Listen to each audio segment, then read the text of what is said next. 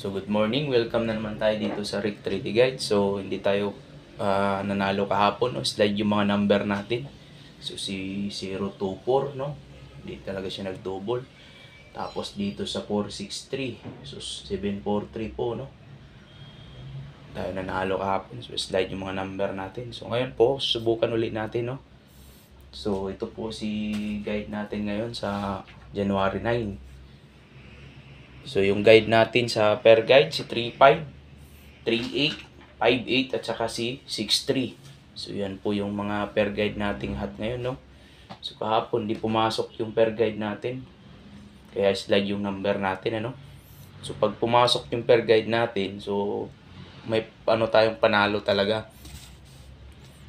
So kung wala kayong pera, no, dito lang po tayo sa dalawa mag-focus na to. So kung kukunti lang budget, no, so dito 653735. So pag hindi lumabas ngayong araw na to, so pwedeng i-maintain yan, mga 2 araw lang. Pero paagay ko kasi 53 ang 53, so dito tayo magbase sa result. So si 35, 38, 58, 63 yung hat per guide natin sa last to. Sa double natin si 002, 008.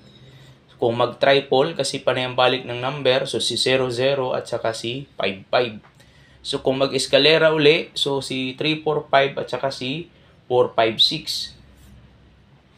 Tapos dito naman po tayo sa ano natin. So yun po, no, yung hat na 653735. So kung kukunti lang yung budget natin, so dyan po tayo mag-focus buong maghapon. Tapos dito naman po, ibang hat numbers po, no? Si 350, 358, 380, 385. Tapos si 463 at saka si 135. So kasi kaya puro 35, no? Kasi yung hat na 35, ilang beses na po siya bumalik. So yun po, maraming salamat ulit sa walang sawang suporta. So i-shout out natin si Master Chito Vlog, si Boss Doy at saka si Mr. Shorewin, si Bet Swertres at saka si Jasper Swertres Vlog. So kung hindi pa kayo nakapag-subscribe, so mag-subscribe na kayo. At kay Brad 3D Vlog, saka kay Jeden Brad's 3D Vlog, no.